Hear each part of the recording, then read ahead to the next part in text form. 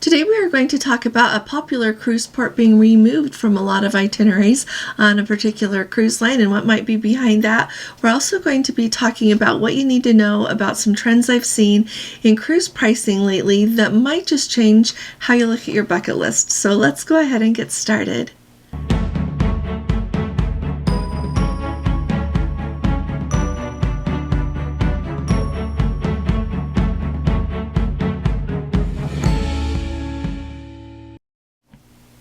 Hi there, this is Allison with Let's Go Travel Tips, and today is Thursday. It is January 9th of 2025. If you haven't subscribed to our channel yet, will you please hit that subscribe button, and if you appreciate my updates, please give this video a thumbs up. I sure appreciate your support, so thank you. Now let's start at the top talking about a popular cruise port over in the Mediterranean that is being taken off Norwegian cruises itineraries for 2025, what they're replacing it with, and really, are we going to be seeing this happen with a lot of other cruise lines? I'm going to tell you what I think. So first of all, the cruise port was removed from the itineraries in 2024 as well. Corfu, Greece. It's an island. As you look at the map of Greece, it's over on the west side there, and it is absolutely beautiful there. It's one of my very favorite places to go in Greece, and so when I hear of it being taken off itineraries, I always feel a little bit sad about that because there's so much to see there. But in 2024, like I said, Norwegian took it off for the itineraries for the breakaway. In 2025, they have just announced that that cruise port is also going to be taken off, and along with that, they are going to replace that port with either visiting Olympia, Greece, or Argostoli. Argostoli is on the island of Kefalonia, and it's one of those beautiful Ionian islands right there in the Ionian Sea. But anyway, so that's what they are going to replace Corfu with. They are also jostling some of their port call times. In Mykonos, they are switching on their itineraries. They were going to be there from 7 in the morning until 2 in the afternoon, and now they are going to be there from 1 in the afternoon until 10 p.m. this coming season. And the calls in Santorini were changed from being there from 2 in the afternoon until 10 p.m. Now they are going to be there from 7 in the morning until 4 p.m. So let me tell you a few things that I think. I think that those times, the changes are actually really, really good. When you arrive in Mykonos or you arrive in Santorini, it's always crowded and during the summertime. And it can be incredibly hot. Usually is incredibly hot in the summertime as well. You think of the island, you think maybe it'll be a little bit cooler with those beautiful breezes. Nope, it's pretty hot there in the summertime. And if you want to go see Delos or you want to go sightseeing around the island of Mykonos, even if you're just headed to a beach club, those hours are going to be really nice. The only thing that I think people wouldn't be quite as happy about is if they were wanting to stay and watch the sunset in Santorini. Other than that, you're going to have lots of time to be able to do all the things that you want to do. One other nice thing with being in Mykonos, rather than from 7 in the morning until 2 p.m., you get to be there clear until 10 p.m. You get to start at 1 p.m. with your touring, with eating there, with shopping, whatever it is that you're going to be doing. But you get to stay on the island if all aboard will be at 9:30.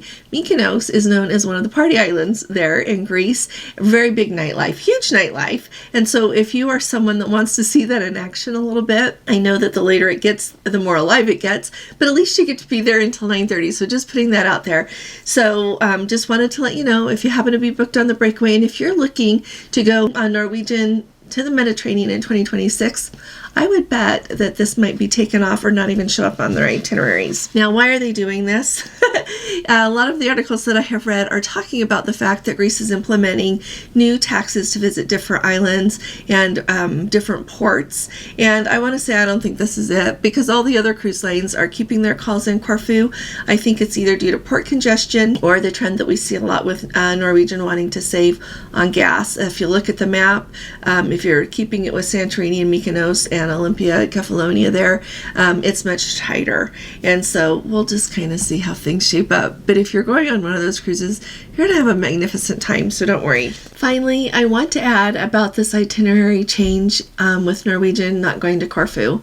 It's not a deal breaker. If you are fortunate enough to be able to be booked on a Mediterranean cruise, just go enjoy where you are. Olympia is beautiful. Kefalonia is beautiful. Be happy that you're getting to go and make the most of it. So it is in no way a step down, okay? So I want to share something with you today that has really been standing out a lot to me the last few days. And it kind of combines how you look at different cruises and really what we need to be thinking about when it comes to our bucket list and what we think we want to get to do. I don't know about you, but sometimes when I think of going on a particular cruise, maybe it's a particular cruise line or a particular destination, particular time of year, I always have in my mind what maybe that's going to cost. And sometimes I honestly just think, well, I don't think we can do that. And then I move on. And we need to stop doing that. As I have been looking at the cruise fares for that Celebration cruise that Princess is doing December 6th this year on the Royal Princess, 2-week sailing, round trip Los Angeles, Mexican Riviera. When I look at what that cruise fare looks like, if you put on the Plus package and you get yourself a balcony, you are paying as much or more than you would be paying to go on our Christmas market cruise. And it really struck me as I was looking at this, because I know a lot of times people look at destinations like a Christmas market cruise or going to Antarctica or going anywhere that is on your list, and you have in your mind a predetermined cost that you think is going to either be prohibitive to you or, you know, that is going to impact your decision. So I want to put it out there that, you know what, in December, the place to be is not the Mexican Riviera. The place to be is Christmas markets if you have a desire for that at all. You don't even have to come with us. This is not an ad for my Christmas market cruise. It's because I want you to think about, it's not an ad, okay? It's a video about this because I want you to start thinking about things a little bit differently. And the other thing that I want you to do is really look at different places that maybe you want to go that you've heard from people, oh, if you go there, it's just this. Because often that is not the case. I can't tell you how many people tell me they don't want to go on a Christmas market cruise because they don't drink alcohol. They don't drink the Glühwein that they have. Well, they do have a fruit punch available. I have that on good word from a lot of people that have been to those. But it's just like, look at whatever experience it is that you want to have wherever it is in the world, and do a lot of research and make sure that you're basing your choices on actual, like, what it really is. And so I'm just putting that out there. I think that's a really important thing to consider. The other thing I want us to consider is what we do as a habit. I don't know about you, but it is really easy for me to book cruises to the same place again and again and again. And I don't know if you have that problem as well. I don't know if it's a problem, actually. But sometimes I think I need to think outside of the box a little bit more, and I'm trying to do that more in 2025 and 2026.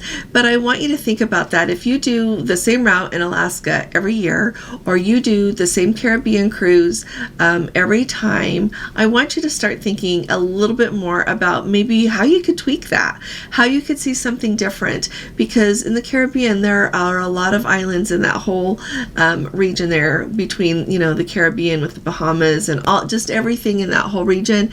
And the same thing goes to Alaska. Alaska is opening up like never before. The same with a lot of places the rest of the world. So take a look at what's out there and maybe try something new. Just putting that out there for you. I want to hear from you in the comments about the places on your bucket list, maybe some places that you've decided that you could afford, that you couldn't afford, and places you still think, I don't know if I'm going to ever get there. So put all of that in the comments for me. Let me know if you're booked on Norwegian to go to the Mediterranean, because it'll be fun to hear how everything goes on your cruise. It's just really exciting, isn't it, to get to travel, see the world, and meet new people. So I will see you all here again tomorrow, and I'll be talking to you all again really soon. You all take really good care. God bless you. Love you. Bye-bye.